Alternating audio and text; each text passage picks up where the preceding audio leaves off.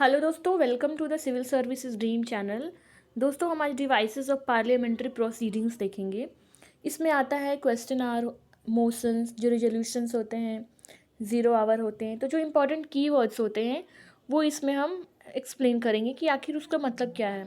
और दोस्तों, मैं पूरी कोशिश करूँगी कि आपको कंटेंट इंग्लिश में है लेकिन मैं हिंदी में आपको समझाऊँ। दोस्तों, फर्स्ट है क्वेश्चन आवर। ये जो होता है कि कोई भी पार्लियामेंट्री सीटिंग होती है जिसमें कि पार्लियामेंट के मेंबर्स जो बैठते हैं सारे लोग, तो उसके जो होते हैं फर्स्ट आवर, जो पहला घंटा होता है, वो उसमें क्वेश्चन पूछे जाते हैं। तो इसमें जो होते हैं मेंबर्स जो होते हैं वो सवाल पूछते हैं मिनिस्टर से, और मिनिस्टर्स जो होते हैं वो यूजुअली आंसर करते हैं। तो दोस्तों, ये 3 तरीके का होता है जो क्वेश्चन आवर जो पूछा जाता है सवाल। ये एक होता है स्टार्ट क्वेश्चन, एक होता है अनस्टार्ट, एक होता है शॉर्ट नोटिस क्वेश्चन। तो दोस्तों, जो स्टार्ट क्वेश्चन होता है इसमें जो होता है, जो जो भी सवाल पूछेगा उसका जो जवाब है वो ऑरली दिया जाएगा, यानी कि मुंह से दिया जाएगा बोल के, ना कि उसे लिख के दिया जाएगा। और इसमें सप्लीमेंट्री क्वेश्चन भी पूछा जा सकता है, यानी कि अगर मान लो कि आप मेंबर हो पार्लियामेंट के, आप बैठे हो और आपने मिनिस्टर से कोई सवाल पूछा, मिनिस्टर ने आपको ऑरली जवाब दे दिया, ठीक है। आपका कुछ और भी क्वेश्चंस थे पूछने के लिए, मतलब आपने दोबारा सवाल, आपको सप्लीमेंट्री क्वेश्चंस पूछने था, क्रॉस क्वेश्चनिंग करना था, तो उस केस में भी आपको जवाब मिलेगा। इसमें रिटन नहीं होता है, आपको जो है ओरली आप पूछेंगे और ओरली आपको आंसर दे दिया जाएगा। नहीं, मतलब आप कैसे भी पूछें, लिख के पूछें या फिर आप सवाल ऐसे पूछें, आपको ओरली आंसर किया जाएगा।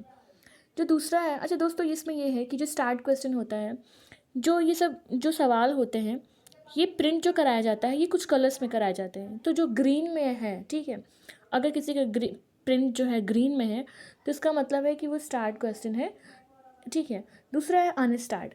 अनस्टार्ट का मतलब होता है दोस्तों कि जिसका जो जवाब है आपको मिनिस्टर्स को वो लिखित में देना होता है।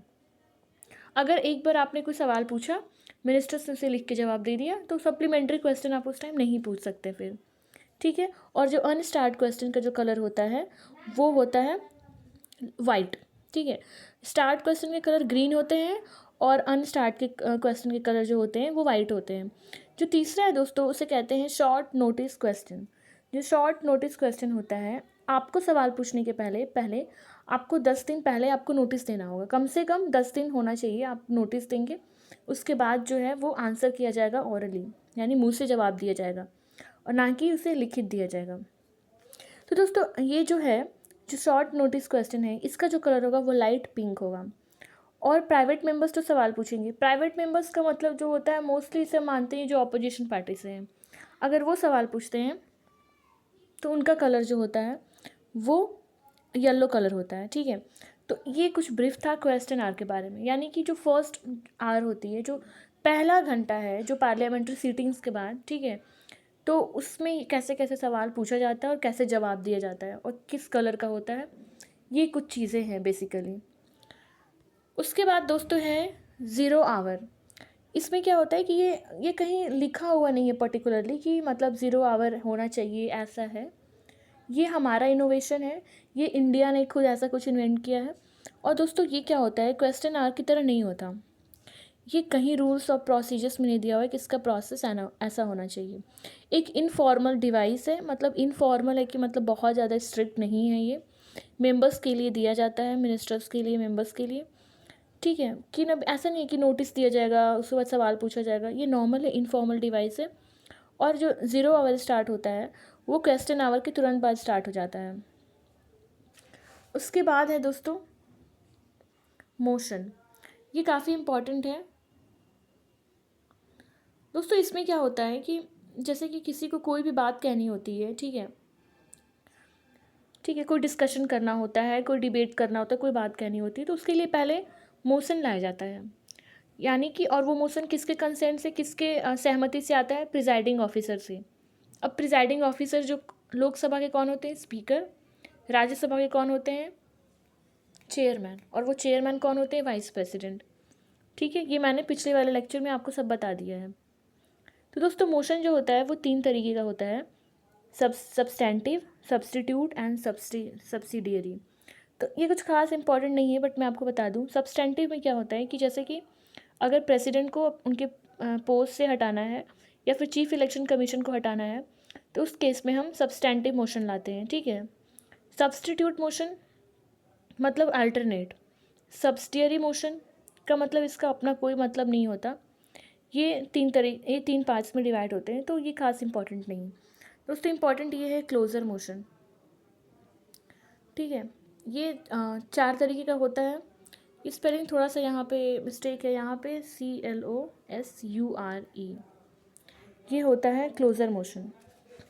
ये 4 तरीके का होता है। पहले मैं बता दूं कि है क्या।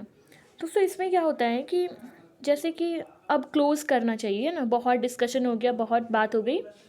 अब है कि वोट कीजिए और ये जो टॉपिक है इसको यहीं पे बंद कीजिए और आगे का जो प्रोसेस है वो स्टार्ट कीजिए।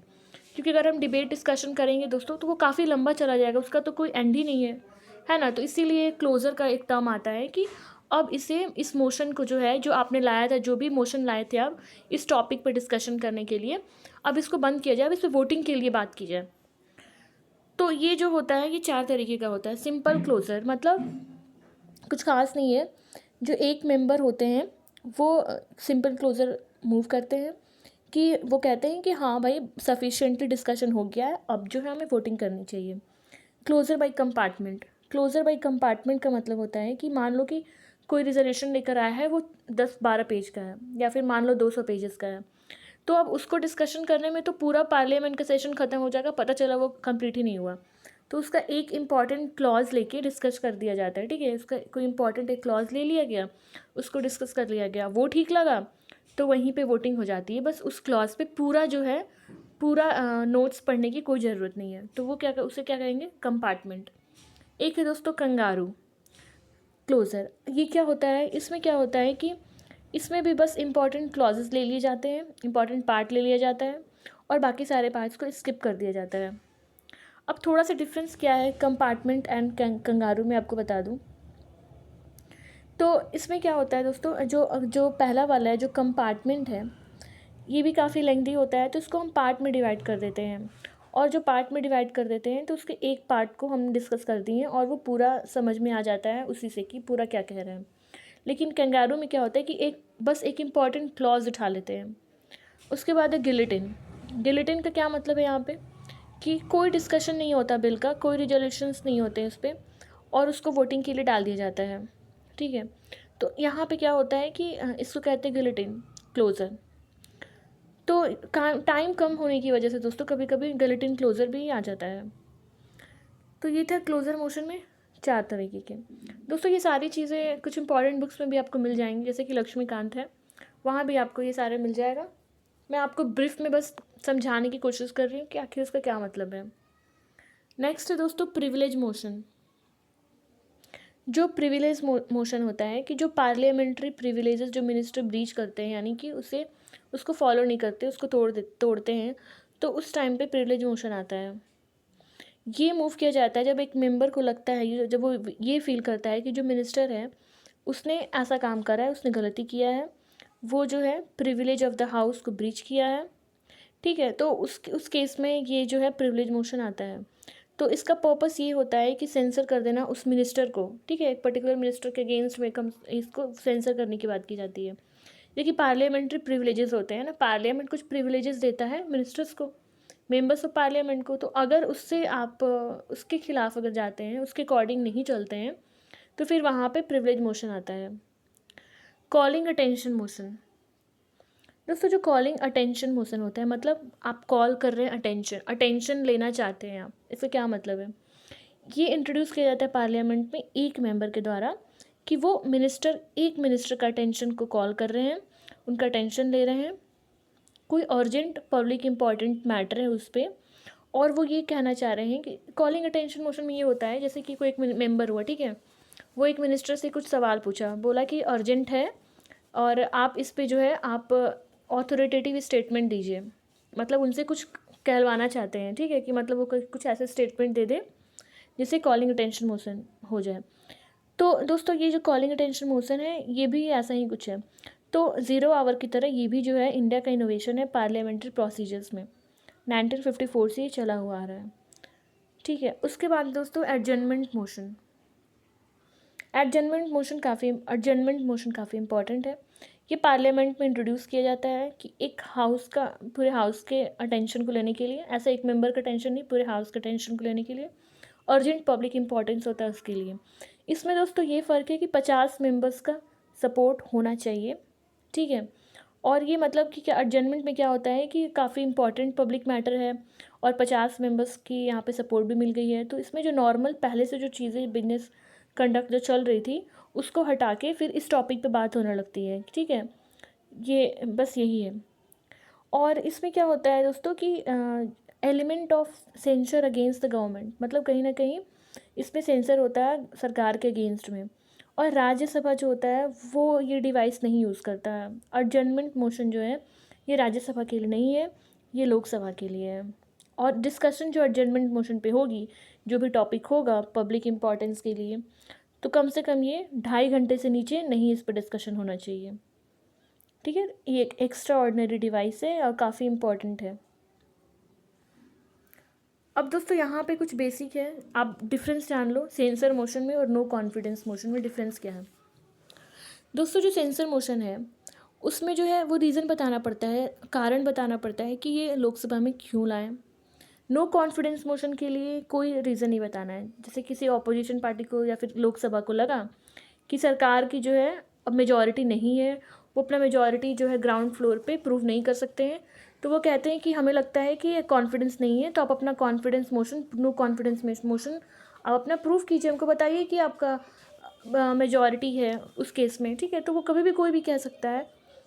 बस इसमें ये होता है कि ये आर्टिकल 75 ऑफ द कॉन्स्टिट्यूशन में भी दिया है। इसमें ये होता है दोस्तों कि 50 मेंबर्स का सपोर्ट होना चाहिए।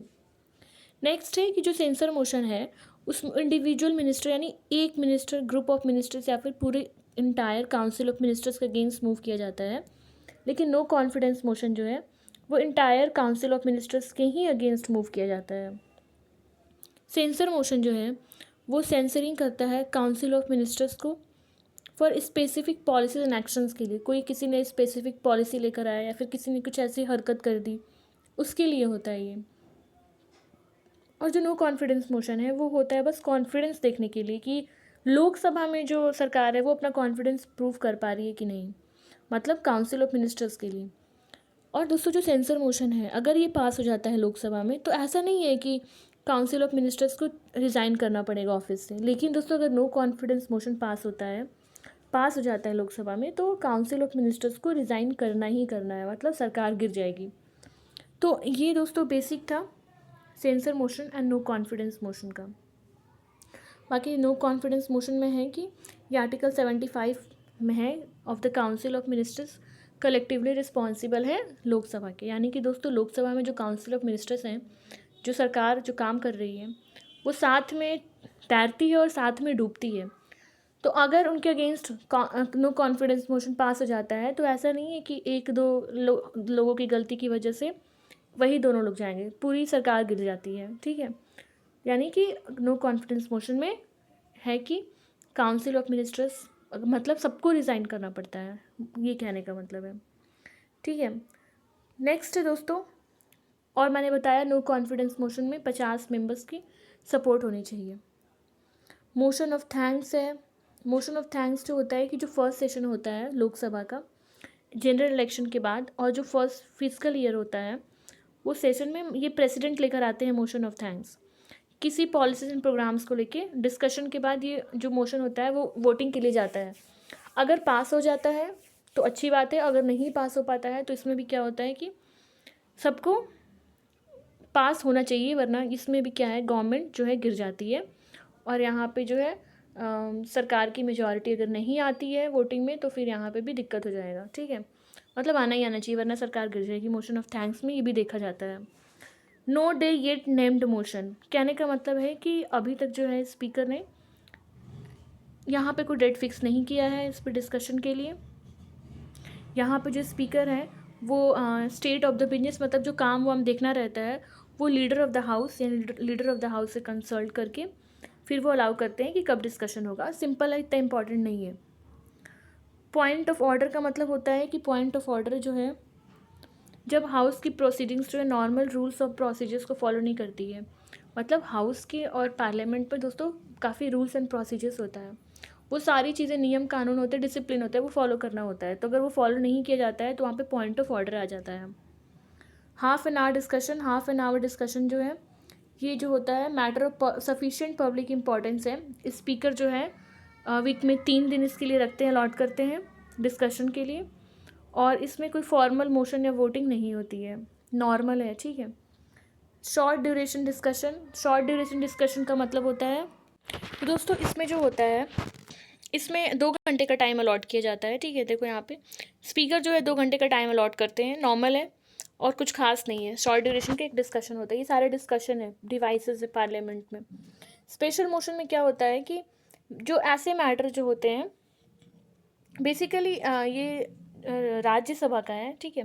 राज्यसभा में स्पेशल मेंशन होता है कोई भी मैटर जो क्वेश्चन आवर के टाइम में या फिर कोई भी डिस्कशन या फिर जितने भी हमने प्रोसीडिंग्स पढ़ी वहाँ मान लो कोई टॉपिक छूट गया, कोई टॉपिक ऐसा था, इंपॉर्टेंट इश्यूज थे जो डिस्कशन करने के लिए छूट गए, तो फिर उसको स्पेशल मेंशन में हम रख देते हैं और ये राज्यसभा के लिए है। और ठीक ऐसा ही जो डिवाइस होता है लोकसभा में जब ऐसा होगा तो इसको हम कहेंगे नोटिस मेंशन। यूथ पार्लियामेंट जो है आजकल कॉलेज के यूनिवर्सिटीज़ के स्टूडेंट्स काफ़ी एक्टिव हैं। तो दोस्तों ये 4th ऑल इंडिया विप्स कॉन्फ्रेंस में लाया गया था। जो स्पिरिट है, डिसिप्लिन है यंगर जनरेशन्स की यानी कि यूथ की, कि वो प्रोसीजर्स पार्लियामेंट के प्रैक्टिसेस को समझें, ठीक है। तो ये सारी चीज़ें हैं। तो दोस्तों आज के लेक्चर में इतना ही। Thank you.